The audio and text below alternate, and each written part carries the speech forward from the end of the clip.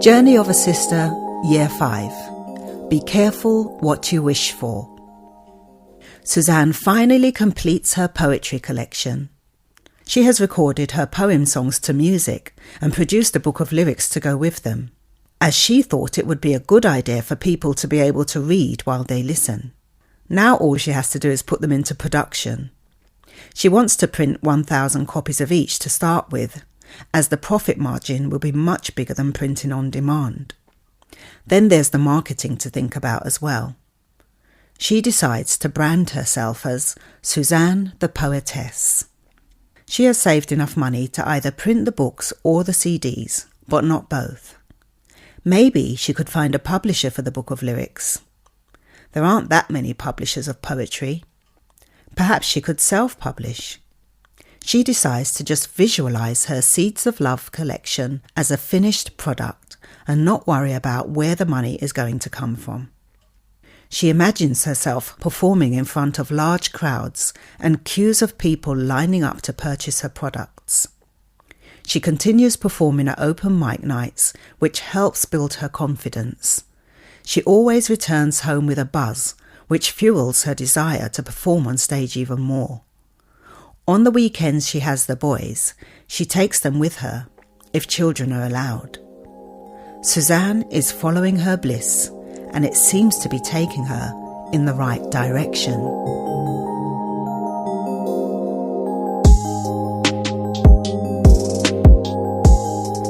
I wish. Suzanne watches The Secret on DVD. She learns that she can order things from the universe, just like ordering from a catalogue. As long as she's on the same frequency as the thing she desires, she will be able to attract it. She decides to put it to the test. The ask, believe, receive process requires her to put her desires out there while being grateful for what she already has. The second stage is to act as if she's already in the process of receiving what she's asked for. The third stage is to be open to the abundance of the universe and realize that it might not look exactly like what she had requested, but to trust the process. She orders financial abundance in order to move into a beautiful 5-bedroom house, bought and paid for with cash. She imagines taking her boys on holiday during school breaks and being able to shop without having to worry about going overdrawn.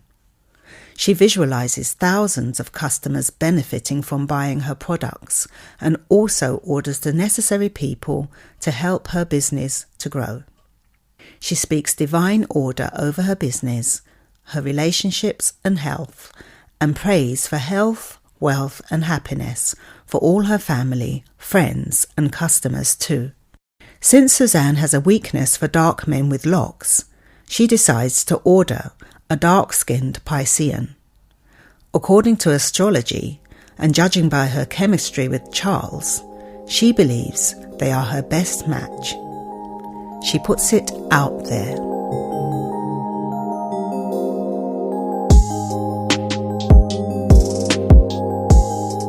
Are you the one? After performing at an open mic night, Suzanne is handed a flyer about a poetry competition that's open for submissions. They're looking for poets of African descent to be included in an anthology. The overall winner will get their poetry collection published for free. This is it. This is just what she needs to get her book of lyrics published. She's sure her collection will win. She can just feel it in her gut. The following day, she visits the website for more information. She calls the number on the flyer. A baritone voice answers. Good afternoon, Black Independent Publishers. Solomon speaking. How can I help you? Oh, hi Solomon. My name's Suzanne. I'm calling about the competition you're running. Okay, what would you like to know? Well, I've been on the website and viewed the criteria and, well, I just wondered what type of response you've had so far. We're very happy with the quality of submissions. Why, are you trying to weigh up your chances of winning or something? He asks in an amused tone. Well, yeah, she confesses. She doesn't usually enter competitions for fear of rejection. Well, you've got just as good a chance of winning as anyone else, but you've got to be in it to win it. The closing date is next Friday. What type of poetry do you write? He asks. Love poetry mainly. Anything to do with relationships. I love poetry. Can you recite one for me now? Solomon requests. Most of my poems are really long, so I'll just give you a snippet of one, okay? Okay. He hangs on in anticipation. This one's called Ode to My King Part 1, and it's written in the style of ancient Egyptian poetry. Awesome. Suzanne begins. Beloved, what shall I compare you to? Spiritually, you are like a tree standing tall and strong, with roots that go much deeper than our wrong. See, you remember the richness of our history before slavery, when we ruled as kings and queens, scientists and inventors, building empires. And now, you bear the mark of our ancestors. You are strong both physically and mentally. You have the genius gene. Man, you don't know how much you inspire me. She pauses. Shall I stop there? No, keep going. Okay. Let me study you and get my degree from Mother Nature's university, for there is nothing more I'd like to achieve. Your eyes are like two pools, sparkling and watery, and in them I see the perfect reflection of me. Your nose resembles the ones cut off the great statues in Egypt, too defined for the white man's mind, but I like it. Solomon laughs. Your lips are like two juicy mangoes, and your kisses sweeter than honey. Your voice is like a deep, dark river, carrying me away to ecstasy. I think I should stop there. Why, is it X-rated? No, it just reminds me of someone I'd rather not think about. Ah, that's a shame. I was putting myself in the picture. But please, give me a bit more. Suzanne sighs. Okay. Your neck is like a tower, strong and sturdy, and around it you wear a reminder of our history. Solomon interrupts. I'm wearing a reminder of our history. Are you? What is it? Some cowrie shells. Oh, well, you'll like the next line then. Your teeth are like a string of cowrie shells, and when you smile, you light up my world. Solomon smiles. Sorry, but this poem is 6 pages long. I couldn't possibly recite it all to you over the phone, Suzanne concludes. Well, I'd love to hear the rest of it. Hey, there's another event coming up this Saturday. I might be able to get you a slot to perform. Are you interested? Is it child-friendly? Yes, it's a family event called the Art Market. They sell all kinds of African-inspired products like books, clothes, carvings, jewellery, natural hair and skincare, all sorts. And they have live performances as well. Sounds interesting. What time? It starts at 11 a.m. and goes right through to 8 p.m. If you give me your email address, I'll send you the details. Okay. She gives it to him. Try and make it if you can. You sound like just the type of sister I'd like to get to know. I'll do my best, she promises. He sends her the email straight away with the added message, I'll look out for you.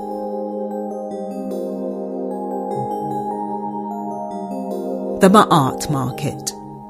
Suzanne attends with Micah and Elijah.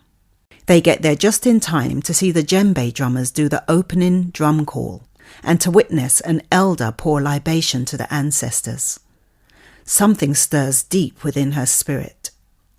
It's an indoor market with stalls selling African-inspired books, garments, natural hair and skincare products, hand-painted ceramics, wood carvings, soft furnishings, jewellery, greeting cards and prints, spiritual oils. Our community is so creative, Suzanne thinks admirably. This is just the type of event to perform and sell my poetry. She feels at home as she visits each table.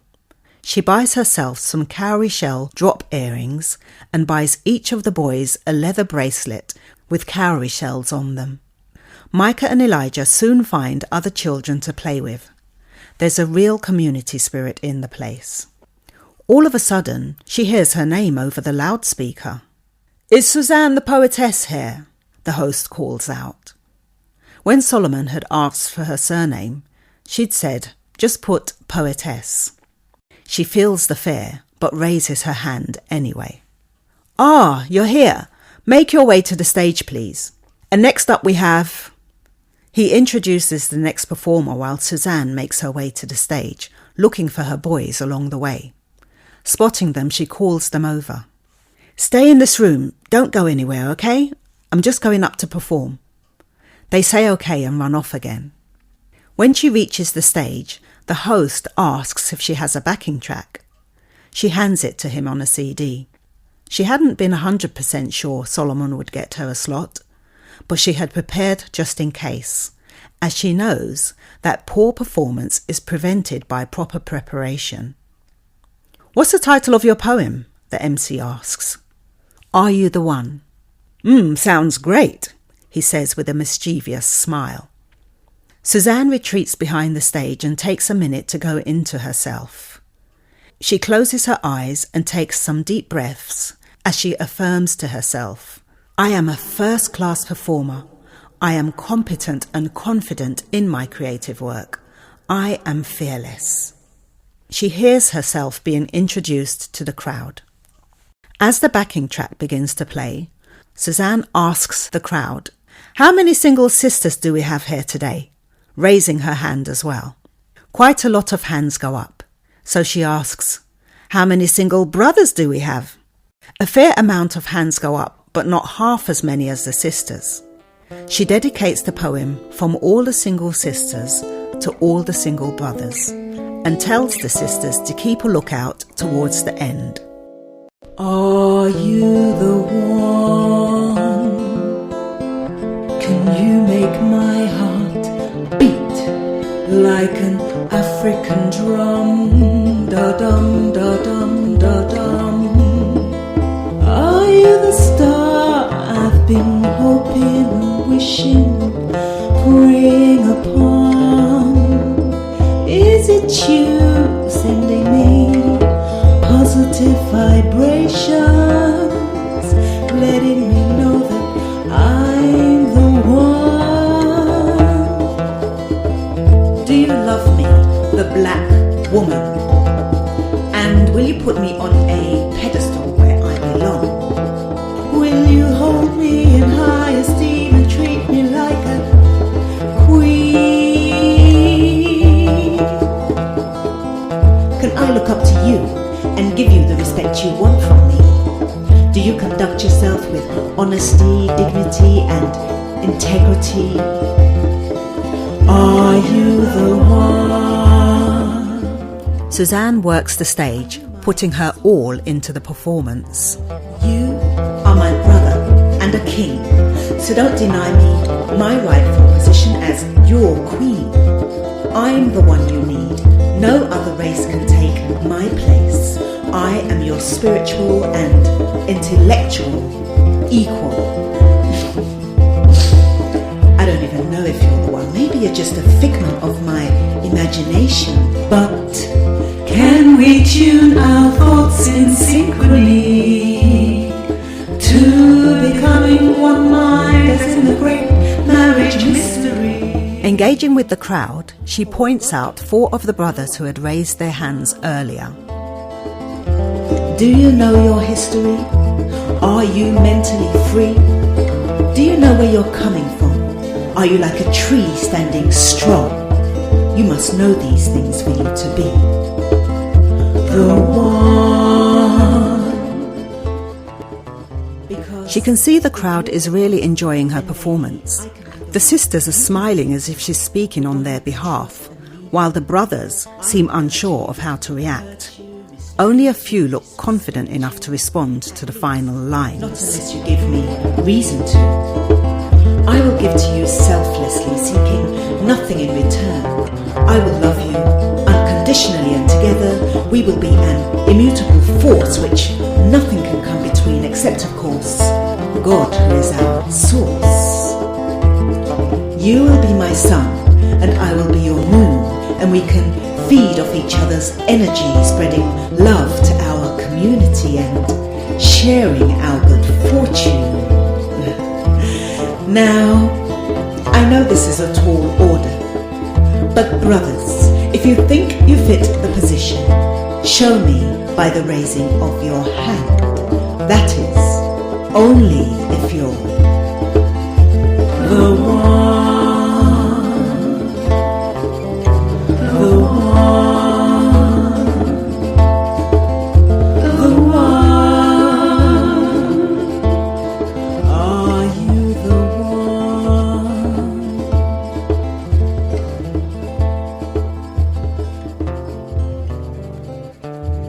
Are you the one? Sure enough, only a few hands go up at the end. But one hand is raised sky high, and the brother is even approaching the stage. He takes Suzanne's hand to help her down the steps before introducing himself. Hi Suzanne, I'm Solomon. Glad you could make it. Oh, hi Solomon, I should have guessed it was you. Were you expecting someone else? No. And thanks for getting me the slot to perform, by the way. Don't even mention it. It was blessed. And that poem? I am the one, he asserts, smiling confidently. His teeth are crooked, but he has a personality like dynamite. He's full of positive energy. Standing only 2 inches taller than Suzanne, he is dark-skinned with locks. Don't tell me you're a Pisces. How did you guess? He asks, looking surprised. Oh, I just had a feeling. Let me get you a drink. That was a long poem, he offers. I did warn you, she laughs. I want to hear the rest of the one you did over the phone. Well, as soon as my CD comes out, you can be my first customer. When's it due out? He asks. I'm not sure exactly, she answers vaguely. Well, I wish you all the best with it, and with the competition. You haven't submitted your poems yet. Time's running out, you know, he urges as they make their way to the vegan cafe. I'm still deciding which ones to submit. Well, you should definitely submit that one and the one you recited to me over the phone. I think they'll both go down really well. Thanks, I will, she smiles back at him.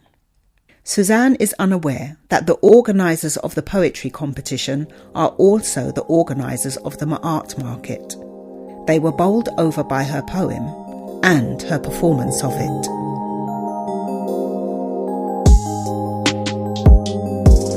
Locks. Solomon invites Suzanne and her boys to join him and his 3 daughters on their weekly activities, just as friends. She admires the way he interacts with the children and decides it will do no harm to get to know him better. His daughters are the same age group as her sons. They had been in the group of children her boys were playing with at the art market. Solomon is a family man. Although he's no longer with either of his 2 baby mothers, he makes sure he has his daughters every weekend and during school holidays. Apart from working at the publishers during the week, Solomon also teaches Black History classes to the youth on a Saturday morning. His daughters already attend, so Suzanne starts taking her sons. For the first few weeks, they only meet up with the children. Solomon always has something planned for his girls to do at weekends. Swimming, shopping, cinema, eating out. He always has a schedule. He invites Suzanne and her boys to join them whenever they can. But this is their first time going out together without the children. He drops her home and walks her to her doorstep. Thanks for a lovely time, Solomon. I really enjoyed myself. So what do you think? Am I the one? Suzanne laughs nervously. I do like you, Solomon, but I'm just not ready for a relationship right now. Come on, sis. Do you know how long I've been waiting to meet a woman like you? How long? 6 years. You mean you've not been in a relationship for 6 years? No. After I split up with the twins' mother, I decided to focus on working and raising my daughters. But since meeting you, I don't know, something's changed. Wow. So aren't you going to invite me in? Yes, of course. Come in. He follows her into the living room. Nice. Thank you. Would you like a drink? I'm good. I wanted to ask you though, have you ever thought of growing locks? Suzanne looks at her reflection in the large gold-framed mirror hanging on the wall. Her natural hair is styled in a bun at the top of her head with a curly fringe that hangs down on one side. I like the way they look on other people. I'm just not sure how they'd look on me. You'd look majestic. Solomon stands behind her and takes off his woolly hat, letting his locks cascade down to his waist. Grow locks, then you'll really be my queen, he urges, hugging her from behind. As they both look in the mirror, she imagines them both with locks. Well, you're my king, she replies, turning around to smile at him. She said it, but she didn't feel it.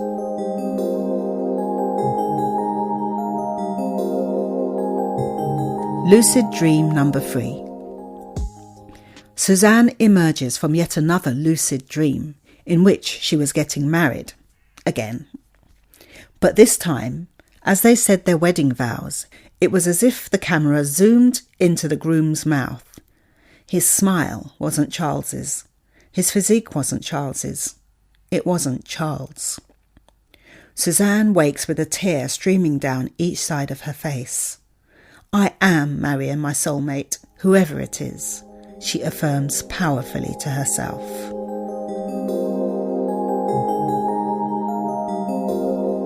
Solomon is the weakest looking man Suzanne has ever dated, but mentally he's the strongest. It's as if the universe is playing some kind of cruel joke on her. She got what she'd asked for, but now she isn't sure. Solomon radiates positive energy. He always starts his sentences with things like, the beautiful thing about it is, or I love, or I'm happy that. And he always is happy. He doesn't do negativity. He's the type of person who easily attracts anything he desires because he's on the right frequency, like a natural law of attraction magnet. Suzanne learns a lot from Solomon about being positive all the time. She has great admiration for him. They laugh a lot together and enjoy doing things with their children, who are also getting along splendidly. I am the one, he would often say confidently. Despite this, Suzanne feels like something is missing. She's gotten over his height restriction, as he makes up for it in many other ways. The first time they made love left a lot to be desired. After splitting up with the mother of his twins, Solomon had decided to focus all his energy on raising his daughters and working to provide for them. He's a great father, but not so great a lover. Should she throw it all away because of that, or hope that things will improve? She decides there's more to a relationship than good sex.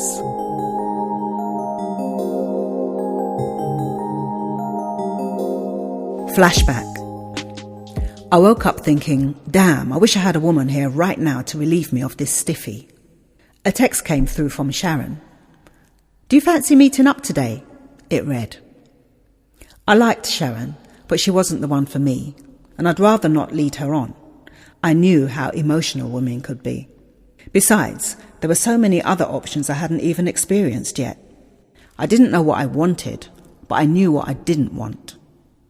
Sorry, I'm busy today, I replied. Then my mate Dave called to tell me about a Caribbean expo taking place in the Docklands. He said there were going to be loads of women there, so we should go. I didn't want to. I wasn't looking for anyone at the time. I was quite happy being on my own after the breakup of my long-term relationship. But Dave, he was always on the lookout. He insisted he'd pick me up at 12 o'clock, so reluctantly I agreed to get ready and go with him. He was right. When we got there, I'd never seen so many sisters all in one place, except in church. She's nice, Dave commented as this beautiful Nubian sister passed us, smiling at me. But I wasn't interested. Nothing really caught my eye. So here was me and Dave having an in-depth conversation as we headed towards the 100 Black Men of London stand, when all of a sudden I heard someone call out, "Excuse me!" When I looked in the direction of the voice, all I could see were colours. That's what caught my attention at first, the colours in the posters she was selling. Then I noticed her eyes. Amazing, large, deep, intense, dark eyes beckoning me to come. Come to bed eyes, some might have called them. But honestly, I wasn't thinking along those lines at the time. All I was focused on was the deepness and intensity with which they drew me in. They were magnetic, and I was powerless to resist. I veered off to the right involuntarily, leaving Dave to carry on towards the 100 Black Men of London stand by himself. I didn't even hear him call out to ask where I was going. As I reached her stand, I couldn't understand the strange feeling that came over me. Her eyes were still fixed on me, and I began to feel all weak, light-headed, hot, warm, all at the same time. "What's going on?" I asked myself. I may be 6'4", but in that moment I felt 4'6". She asked if I'd be interested in buying one of her posters. I pretended to read one, but I couldn't really focus on the words properly. It was as if my mind and body were somewhere else, but my consciousness was locked into this person. Exhilaration, fear, anticipation, and confusion all mixed as I tried to hold it together. I could see her lips moving, but all I could hear were muffled words. It felt as if everything around us had become a blur, and it was just me and her in the room. Once the noise came back, all I was interested in was getting her number. I just knew I had to see her again. That's all that was on my mind. I bought 3 random posters and asked if she had a business card. After she handed it to me, I introduced myself and began walking back to meet Dave. As I crossed over to the stand opposite, I was thinking, I've got to look back, but I'm a guy, I never look back. I could feel her eyes piercing into me, and sure enough, when I turned around, she was looking. She smiled and waved, and in that instance we both knew something special had just happened. I spent the rest of the expo walking around in a daze. I kept looking at her card and smiling to myself, thinking, I can't wait to call her. I wasn't interested in anything else anymore. I found what I'd been looking for.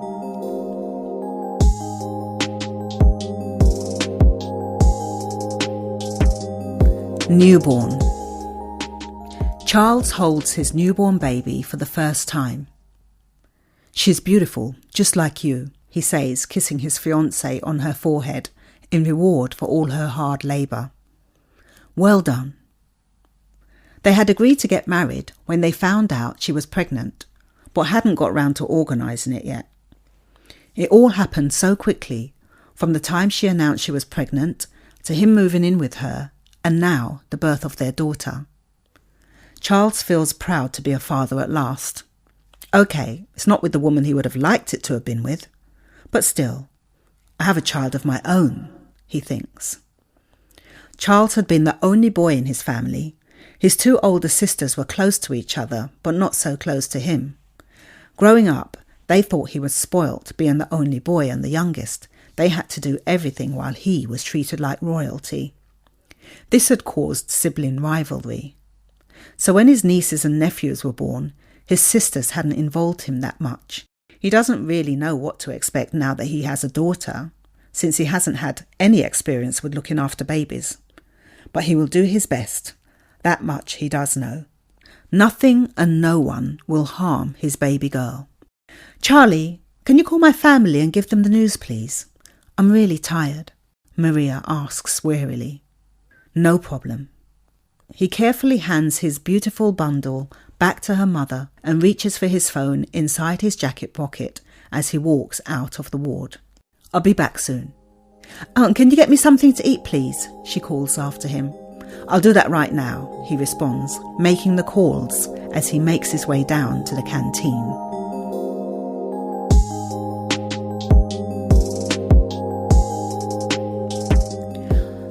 The Ones. Suzanne chooses 3 poems to submit to the Legacy competition. Who Am I? Are You the One? An Ode to My King, Part 1, which all reflect her African ancestry. As she collates them with the application form, she visualises herself winning the competition and seeing her book of poetry and CD as a finished product. She has every intention of winning. She imagines walking up to the stage to receive her award and seeing her poetry book with award-winning on the front cover. She can see, feel, taste, touch and hear the sweet sounds of success. She gives thanks with tears streaming down her face.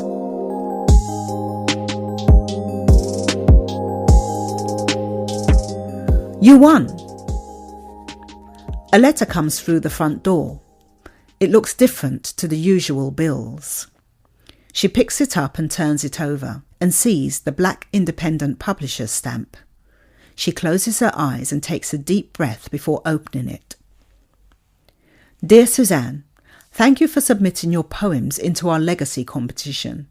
We are pleased to announce that you are the overall winner of our competition and that your poem, Ode to My King Part 1, has been selected to be included in our anthology.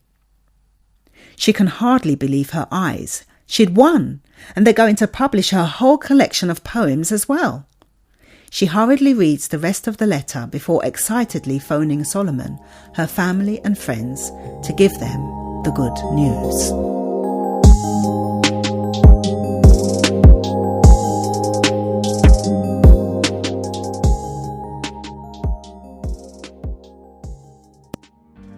Journey of a Sister, Year 6, Trust the Process. Suzanne the poetess is making quite a name for herself. At the same time, she's helping others to remember who they are and to connect with their source by going within. Winning the competition had been a big boost to her career, and she is now paid well for her performances. Her collection, Seeds of Love, is selling well. She had used Charles's eye-catching painting, Self-Love, for the front cover.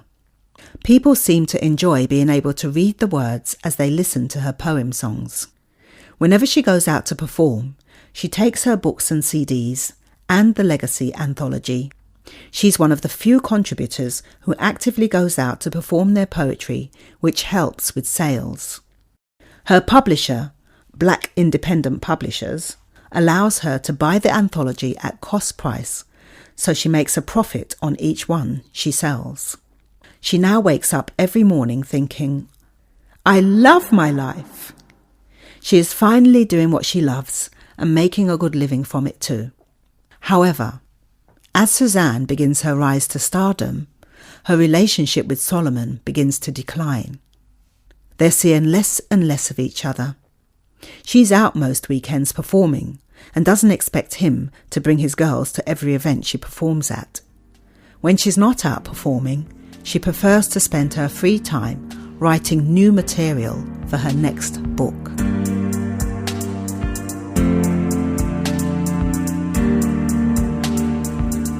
Not the one.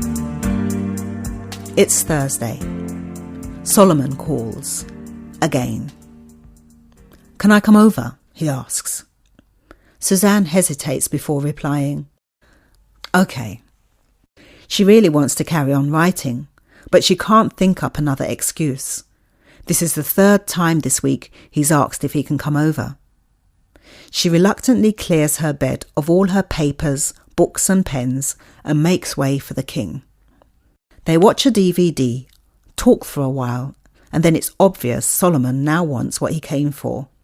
As he rides her in the missionary position with his face buried in the pillow, she considers how the title My King just doesn't seem to fit him anymore, much like an ill-fitting crown.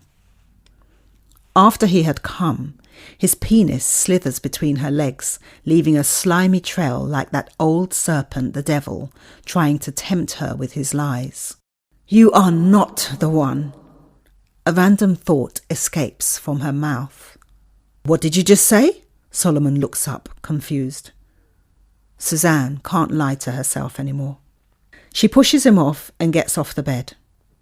He watches as his life force trickles down her inner thigh, then watches her wipe it away with a tissue as if trying to erase him from her memory. "I need some time alone," she states bluntly.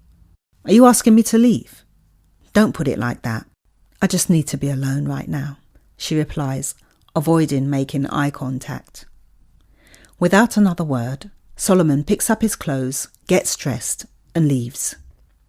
Suzanne runs a bath, adding a handful of her homemade sea salt, olive oil, and essential oils body scrub into it. As she immerses herself neck deep into the water, she lets out a prayer sigh. "Please let him finish with me."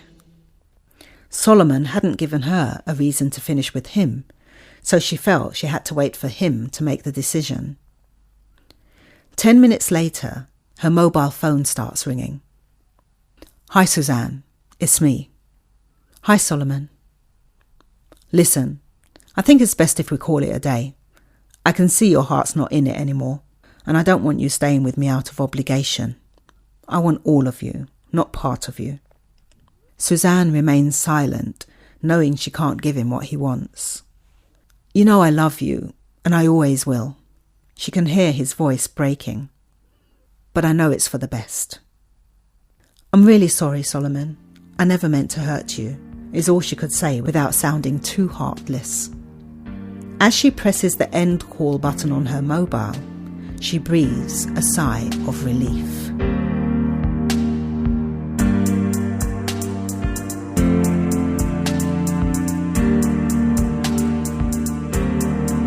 Second time lucky?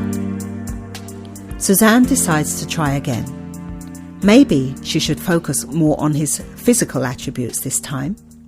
So she orders a tall, dark, handsome Piscean brother with locks. Believe it or not, a few months later, she does meet another Piscean brother. Initially, he appears to be everything she had wished for. They meet in her local supermarket. Dark men with locks always caught her eye. She greets him with a smile, not even giving him a second look.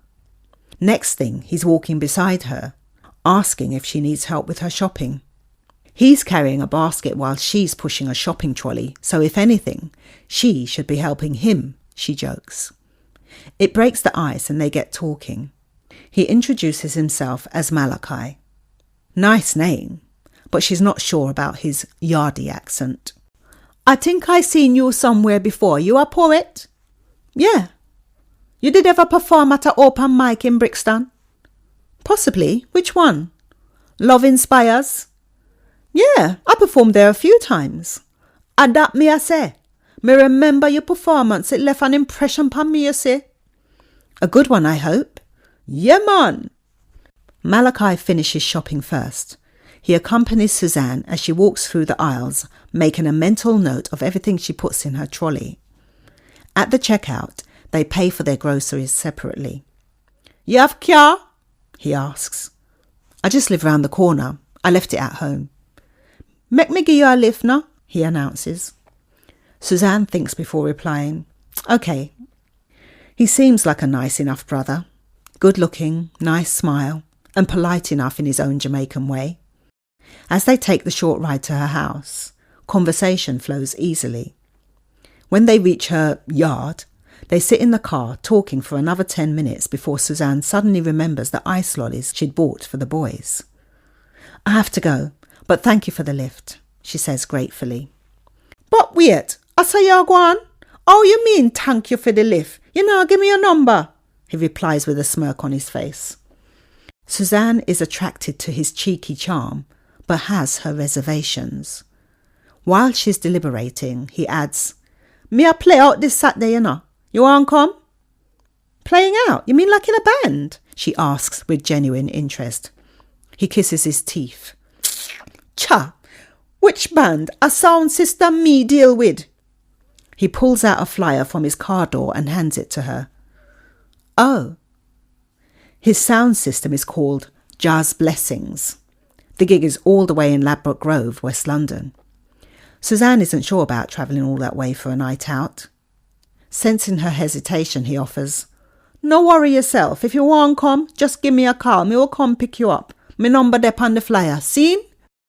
"Okay." She grabs her bags and opens the car door to head inside. "So you now give me yours," he calls out to her. "I'll text you when I get inside." "You need help to carry the bags in?" he asks hopefully. "No, it's all right, I can manage. Thanks again for the lift." She waves him goodbye. A couple of hours later, Suzanne texts Malachi as promised. He texts back saying he's glad they met and he hopes she will come on Saturday. The boys will be at their dad's for the weekend, but does she really want to start anything with Malachi? She texts him back saying, "We'll see." He replies, "If you come, I'll make it worth your while."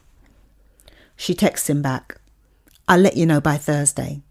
He replies, "Okay, I look forward to it, princess." Suzanne detests being called princess. She feels the title is more suited to a young girl. If she had a daughter, she would call her princess, but a grown woman? Still, she's amused by the fact that Malachi's texts don't sound how he talks. Malachi calls on Thursday to ask if she had made up her mind about Saturday yet. "Not yet," she admits. "Oh, okay. I was thinking, me have a home studio, you know. You want me to create a backing track for you?" "What, a reggae track? I haven't done a poem to reggae before." "It could be reggae, could be jazz, could be soul, whatever you want," he practically sings. "Really?" Now she's interested. "Yeah, you name it, I can do it." He invites her over to see it sometime.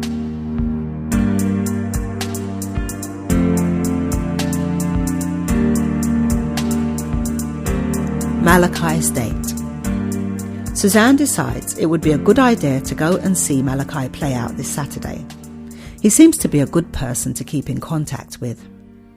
He arrives an hour late to pick her up and makes no apologies. But he looks fine in a neatly ironed khaki-coloured shirt, army trousers held up with a red, green and black belt, and Dr. Martin boots. His waist-length locks are neatly tied away from his face, accentuating his chiselled features, complemented by a goatee beard and moustache. Although Suzanne is attracted to him, she has her reservations. All the way across town, Malachi plays music created by his sound system and talks incessantly about all the different places they had performed at, including touring Europe, Jamaica and parts of Africa. They eventually arrive at the venue. It isn't really her scene. Loud reggae music pumps forcefully against her chest, while the MCs take it in turns to toast on the mic. Malachi's charismatic presence and animated performance captivates the audience. He toasts about the injustices of the system, how Babylon is going to bun, and how black people need to unite. It's good. But after 2 hours, Suzanne has had enough. She leaves the dark basement to head upstairs for some light refreshment. Buying herself a drink at the bar, she finds a comfortable sofa to sit on. It's only 11:45 p.m. and she's already ready to go home. Malachi comes upstairs looking for her. "What'm, you tired already?" he asks. "Yeah, I just thought I'd rest my feet for a while." He sits next to her, admiring her smooth brown legs. Her dress has ridden up, revealing quite a lot of thigh. She feels overdressed in a tight black dress and high heels. She tries to pull it down, wishing she'd worn something longer. "Come, make we go for your dance now. It's a long time I man no get fi wine up and grind up and love up for make me trousers lump up," he suggests. Suzanne stares at him incredulously, wondering what he's been smoking. She doesn't know how to dance lovers rock style, and certainly wouldn't dance like that with someone she hardly knows. "You go ahead, I'll be down shortly. I just want to finish my drink." She encourages him to leave without her. As he heads back downstairs, a striking sister in a head wrap enters the front door. She's wearing a long flowing dress that reaches down to the floor and flat shoes. She and Malachi converse happily as they head downstairs together. Suzanne waits another 15 minutes before venturing back into the basement. She can see Malachi in the crowd dancing with the same sister as if they're in a world of their own. They appear to be moving in slow motion, holding onto each other with foreheads locked together. They move up and down in time to the lovers' rock music filling the hall. They might as well have been making love on the dance floor. Suzanne turns to head back upstairs. By the time she gets back home, she isn't just angry at him, but upset with herself for not trusting her gut feelings.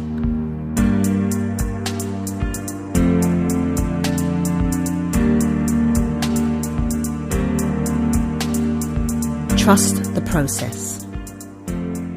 Suzanne comes to the conclusion that she has no clue what's best for her regarding relationships, so she decides to leave the choice with the person who knows her the best, her creator. She stops trying to attract what she desires in a man, because surely God has prepared or is preparing the perfect person for her. She ditches the idea that Pisceans are her best match, since she's now dated 3 Pisceans and none of them had been the one. Instead of focusing on attracting her ideal mate, she focuses on her own self-development. She is led to write a poem to help women like herself prepare to meet their match. She titles it Love Attraction.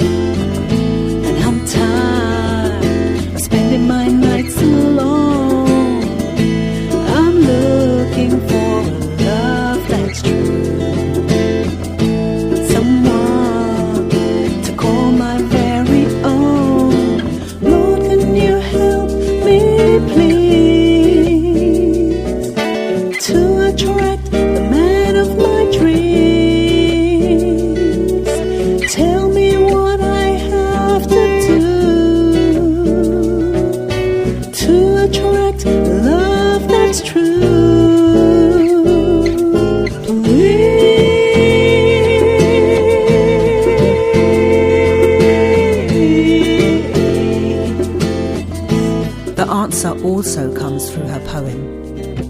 First, I must heal myself from the emotional damage caused by past relationships, the hurt, the pain, the wounds that keep opening up again and again. Each time I'm reminded of a negative experience, it starts a chain reaction. I lash out, shout and scream, say words I don't mean, and before I know it, I'm alone again.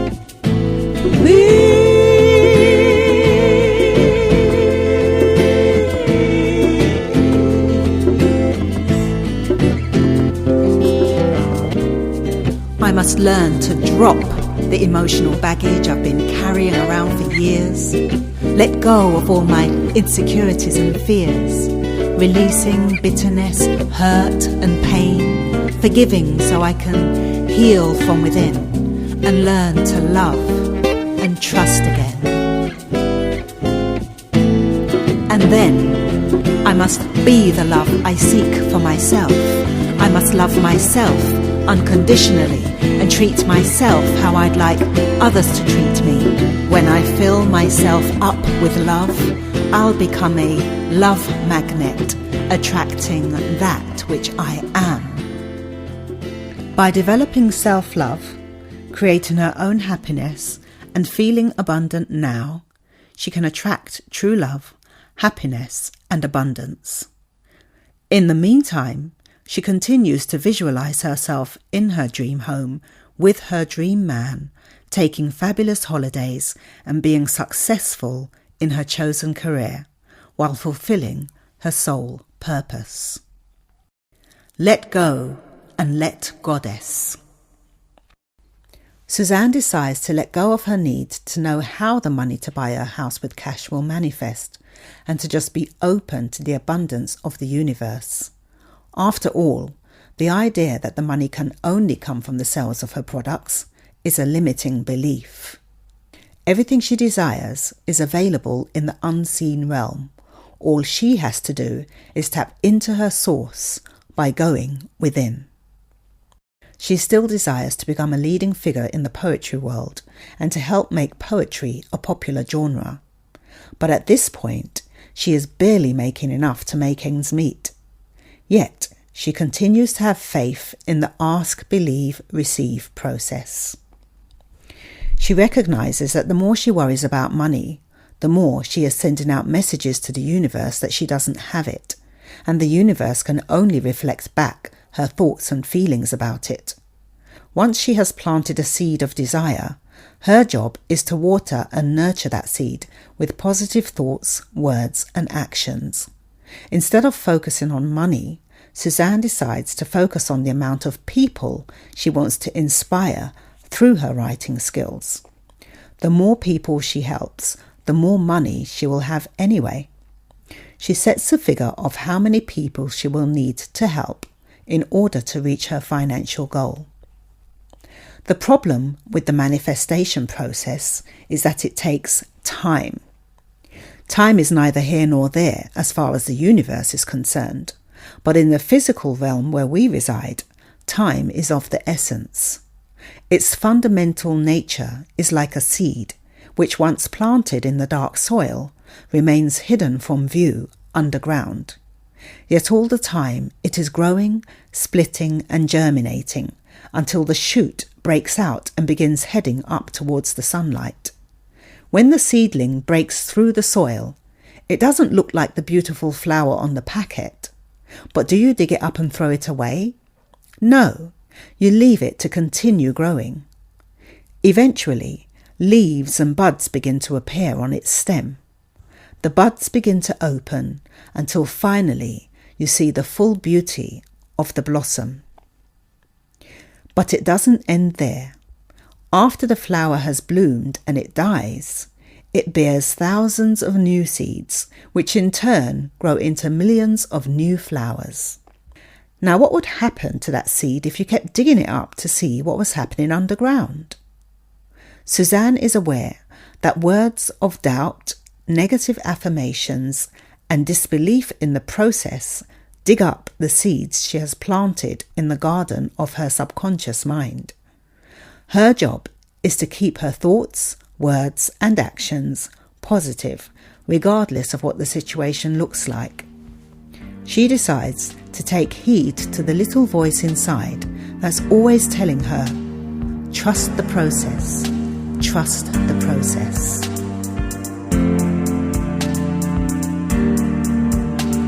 Attitude of gratitude. As soon as she wakes up in the morning, Suzanne now thinks about all of the things she can be grateful for and generates deep feelings of gratitude before visualizing the things she desires to manifest. This gets her on the right vibration for the rest of the day. She then declares her positive affirmations out loud while exercising, playing the poem that she had recorded, I am what I will to be. I am what I will to be, and nothing or no one ain't stopping me. I am what I will to be, and nothing or no one ain't stopping me. Before falling asleep at night, she again plays her affirmations to herself while in the alpha state. She speaks life into her health, finances, relationships, business, family, home, and every area of her life. She also prays for her community and for help to do her part in healing the world. She prays over her sons' lives and thanks God for his promise regarding them. I will pour out my spirit on your offspring and my blessing on your descendants.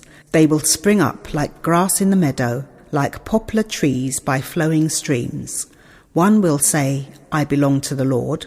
Still another will write on his hand, the Lord's.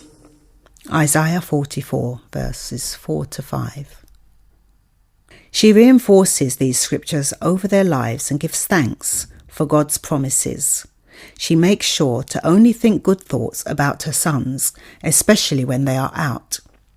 With all the gun and knife crime prevalent within her community, she knows that if she imagines anything bad happening to them, her vain thoughts could create it. So instead, she uses scriptures like, 1,000 shall fall at their side, and 10,000 at their right hand, but it shall not come near them, to keep them safe, and always pictures them coming home unharmed. She had taught them never to fear, and that they will always be safe because they have their angels to protect them. She declares positive affirmations over her own life based on the scriptures. I will work willingly with my hands both day and night, and my work brings good fortune to me. My name is known because of my work, and I always remember to give God the praise. I talk with wisdom and speak only the law of kindness. I give to the poor and needy. Strength and honour are my characters, and I rejoice in time to come because I kept them. I walk after the Spirit, and I do not fulfil the lusts of the flesh. I make or have made fine clothes for myself and my children, and I make things to sell.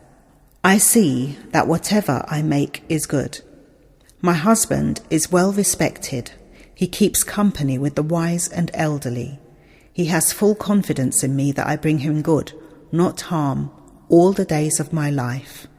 I use the talents that God has given me, and I act on my gifts in order to reach my goals. Now that she knows she has the power to think her life into existence, Suzanne no longer chooses to be poor. Why be poor when you can be rich? As Wallace D. Wattles had put it, whatever may be said in praise of poverty, the fact still remains that it is not possible to live a really complete or successful life unless one is rich. You cannot rise to your greatest possible height in talent or soul development unless you have plenty of money. For to unfold your soul and to develop talent, you must have things to use, and you cannot have these things unless you have money with which to buy them. Those who consider themselves to be spiritual might argue that you don't need plenty of money to unfold your soul or to develop your talent. But even in the Bible, a person who was blessed by God had riches. Therefore, poverty is a curse. Suzanne knows that the more money she has, the more she will be able to do for herself, her sons, and her community. She starts telling herself, I am abundant, I am prospering, I am unlimited.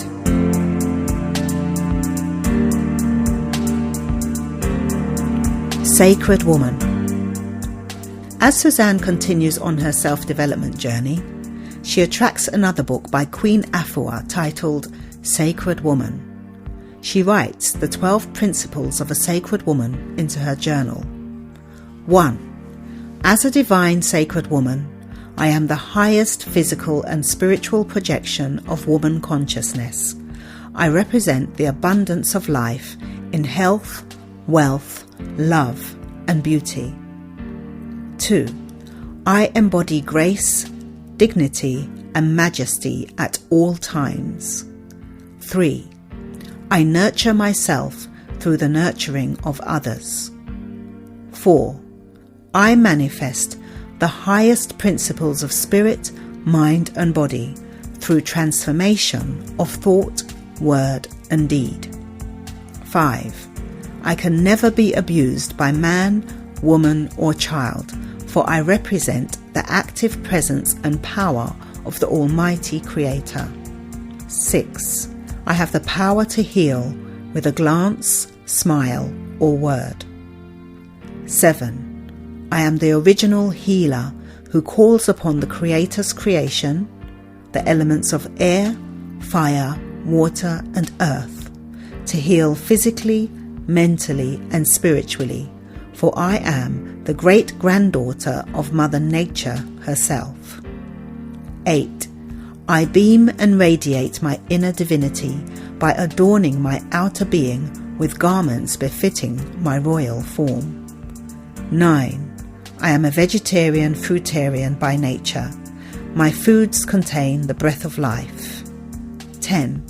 I endeavour to transform my domestic atmosphere into a paradise. My environment radiates my inner tranquility. 11. I am ever striving to resurrect and exalt the divinity of my mate and counterpart. 12.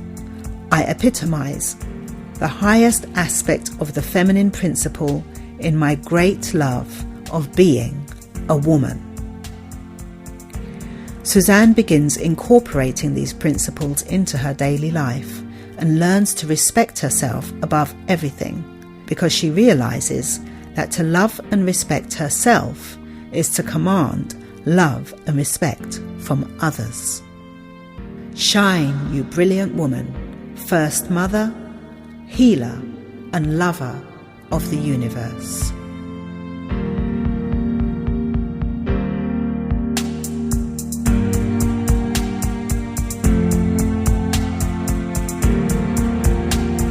Narrated by the author, Shazan Poetess.